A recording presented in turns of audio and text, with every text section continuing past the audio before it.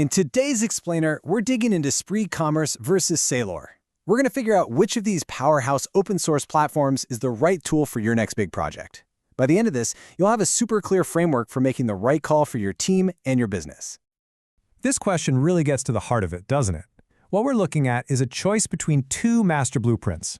On one side, you've got Spree, the tried-and-true, super robust, and highly structured framework. And on the other, there's Saleor, the modern, API-first innovator that's all about incredible flexibility.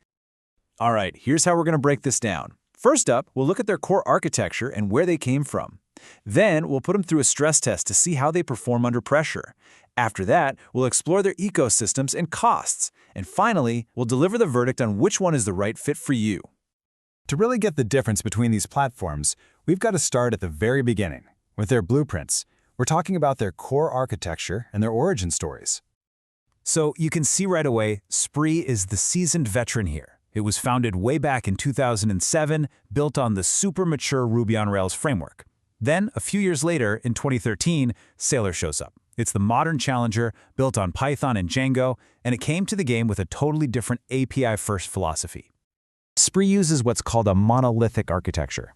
Now, that might sound intimidating, but it just means it's a complete all-in-one system where the front end and back end are tightly connected. This is actually really powerful because you get a ton of features right out of the box, like multi-store support. The analogy here is perfect. Think of it like a customizable prefab home. It's a solid, all-in-one solution where all the essential wiring is already in place. Saleor, on the other hand, is built to be headless. What that means is its back end, the body, is completely separate from any front end or head. They communicate through a powerful GraphQL API, which gives developers just incredible freedom to build any unique user experience they can dream up with modern tools like React. It's less like a prefab home and more like a box of high-tech Legos. You can build anything.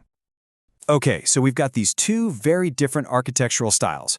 But how does that actually translate to the real world? Let's put them to the test and see how they perform under pressure and, just as importantly, how easy they are to customize.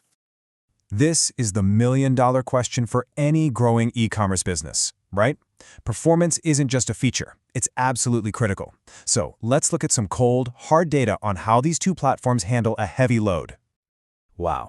Okay, so when it comes to raw processing speed, the data is crystal clear. In performance tests, Spree is an absolute beast, handling over 450 requests per second compared to Saleor's 92. The source material called Spree the Usain Bolt of this comparison, and with a nearly 5x performance advantage, it's pretty easy to see why. But hold on, because requests per second don't tell the whole story. High performance is also about the developer experience. I mean, how easy is it to deploy, to extend, and to maintain the platform day to day? That's where things get a lot more nuanced. And this experience is captured perfectly in this quote from a developer who has actually used both platforms.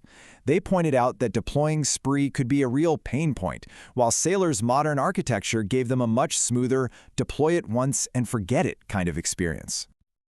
This difference really comes down to their core philosophies on how you add new features. Spree leverages its deep roots in the Ruby on Rails world with a massive ecosystem of modular extensions. Saleor, on the other hand, uses its flexible GraphQL API, which is technology agnostic. This means you can build extensions using whatever tech stack you prefer. All right, next up, let's get into the practical side of things. A great platform is nothing without a strong support system and a clear cost structure. So let's look at the ecosystem surrounding Spree and Saleor. And the great news here is that you can't really go wrong. Both platforms are open source and they're backed by large, active global communities. Spree's community is deeply embedded in the veteran Ruby on Rails world, which is incredibly extensive.